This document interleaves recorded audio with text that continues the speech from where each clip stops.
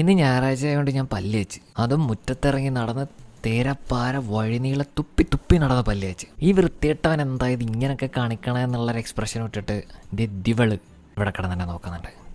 ഈ ഏരിയയിൽ ഒരു 8-10 വീടിൻ്റെ കാവൽക്കാരി, പ്രത്യേകിച്ച് പേരൊന്നും ഇല്ലെങ്കിലും നല്ല അഹങ്കാരമുണ്ട്. കണ്ടില്ലേ വാ തുറക്കണത്?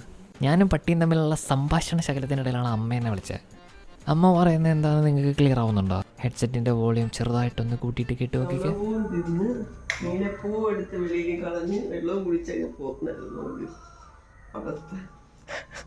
ഇനി അഥവാ ക്ലിയർ ആയില്ലെങ്കിൽ ഞാൻ പറഞ്ഞുതരാം. നമ്മൾ വിളക്കൊക്കെ കത്തിക്കുന്ന സമയത്ത് കിണ്ടിയിൽ വെള്ളം ഒഴിച്ചിട്ട് അതിൽ പൂവൊക്കെ ഇട്ട് വെക്കൂലേ? അങ്ങനെ അമ്മ ഇന്നലെ വെച്ചിരുന്ന നീല കളറുള്ള പൂവും ചുവന്ന കളറുള്ള പൂവും ഏതോ ഒരു എലി വൈഫൈയുടെ കേബിൾ വഴി അകത്ത് കയറി വന്നിട്ട് തിന്നു. തിന്നെ മാത്രമല്ല കിണ്ടിയിലിരുന്ന വെള്ളവും കുടിച്ചു പറ്റിച്ചു. എന്തായാലും എലിയൊക്കെ ഇങ്ങനെ.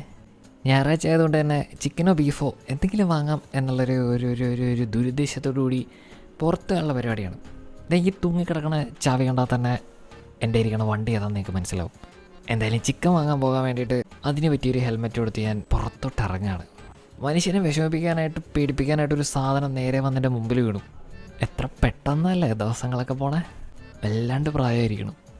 എൻ്റെ കുറേ വർഷങ്ങളായിട്ടുള്ള ഹിമാലയൻ എന്നുള്ള ആഗ്രഹത്തെ സൈഡാക്കി വെച്ചിട്ട് അമ്മയ്ക്ക് കയറാൻ പറ്റുക, എനിക്ക് പെട്രോൾ അടിക്കാൻ പറ്റുക, ഡെയിലി ഒരു 10-20 കിലോമീറ്റർ ഓടിക്കാൻ വേണ്ടിയിട്ട് മാത്രം ഞാൻ ഈ ഇടയ്ക്ക് എടുത്തൊരു സാധനമാണ് ഇത്.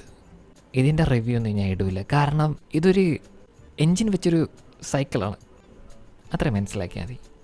ശരിക്കും പറഞ്ഞാൽ ഇന്നാണ് ഞാൻ ഇതിൻ്റെ കണ്ണാടി ശ്രദ്ധിക്കണം. ഇതിനകത്ത് മറ്റേ സാധനം എഴുതിയിട്ടില്ല. ഇപ്പം അതൊന്നും ഇല്ലേ? 1,00,000 രൂപയ്ക്ക് എന്തൊക്കെ തരാമോ അതൊക്കെ തന്നെ നമ്മളെ സുഖിപ്പിക്കാനായിട്ട് പേരൊക്കെ എഴുതി കാണിക്കുക കള്ളക്കാവടികൾ.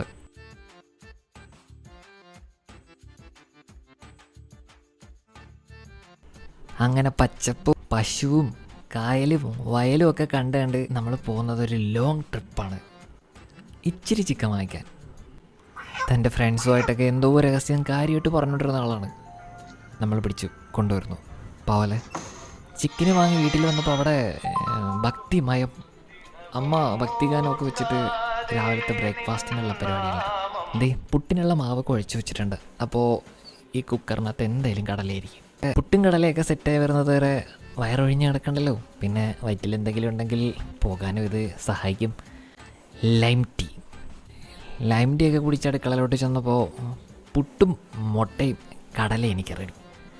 അമ്മയ്ക്ക് കറിയൊന്നും കൂട്ടി കഴിക്കുന്ന ഇഷ്ടമല്ലാത്തതുകൊണ്ട് വേറെ കളറ്, അത് റാഗിയാണെന്ന് തോന്നുന്നുണ്ട്, അതും ശർക്കരയുടെ പൊടിയും. എന്താ അമ്മ ഇങ്ങനെ? ബ്രേക്ക്ഫാസ്റ്റ് കഴിഞ്ഞ് ചെറുതായിട്ടൊന്ന് മയങ്ങിക്കൊണ്ടിരുന്നപ്പോഴാണ് എൻ്റെ ഫ്രണ്ട് എന്നെ മെഡിക്കൽ സ്റ്റോറിൽ പോകാൻ വിളിച്ചത്. വല്ലാണ്ട് നിർബന്ധിച്ചപ്പോൾ ഞാൻ മെഡിക്കൽ സ്റ്റോറിൽ പോയി മരുന്ന് കഴിച്ചു. മരുന്ന് കഴിച്ചതിൻ്റെ ക്ഷീണം വാങ്ങാനായിട്ട് അടുത്തുള്ള ഹോട്ടലിൽ കയറിയിട്ടൊരു ബിരിയാണി കഴിച്ചു ലൈറ്റായിട്ട്. അങ്ങനെ തിരിച്ച് വീട്ടിൽ വന്ന് കയറി വീണ്ടും ഒന്ന് ഉറങ്ങി. വേറെ പരിപാടിയൊന്നും ഇല്ലല്ലോ. ഒന്ന് ഉറങ്ങി എണീറ്റ് വന്നപ്പോഴാണ് രാവിലെ ചിക്കൻ വാങ്ങിച്ച കാര്യം എനിക്ക് ഓർമ്മ വന്നത്. ഈ വാങ്ങിച്ചു വെച്ച ചിക്കൻ കഴിച്ചില്ല എന്നുണ്ടെങ്കിൽ അമ്മ എന്നെ വഴക്കുറയില്ലേ. അതുകൊണ്ട് ഞാൻ എന്നോ ഏതോ ദിവസം ഉണ്ടാക്കി ഫ്രിഡ്ജിൽ വെച്ചിരുന്ന ഇഡ്ഡലി എടുത്തിട്ട് ആവി കയറ്റി. ചിക്കൻ കറി ഇഡ്ഡലിയും നല്ലൊരു കോംബോ ആണ്. ചിക്കൻ ഫ്രൈ വേണമെന്ന് അങ്ങോട്ട് അമ്മയോട് പറഞ്ഞ് വാശി പിടിച്ചിട്ട് കുറച്ച് മാരിനേറ്റ് ചെയ്ത് വെച്ചിട്ടുണ്ടായിരുന്നു. അതിനെ എടുത്ത് എയർ ഫ്രയറിലാക്കി. അങ്ങനെ ഇഡ്ഡലിയും ചിക്കൻ കറിയും ചിക്കൻ ഫ്രൈയും കൂട്ടി ലൈറ്റായിട്ടൊന്ന് കഴിച്ചപ്പോൾ എനിക്ക് വീണ്ടും ഉറക്കം വന്നു. ഞാൻ വീണ്ടും കിടന്നുറങ്ങി. ഇപ്പോൾ കുറച്ച് മുന്നേ ഞാൻ വീണ്ടും എണീറ്റു വിശന്നിട്ട്.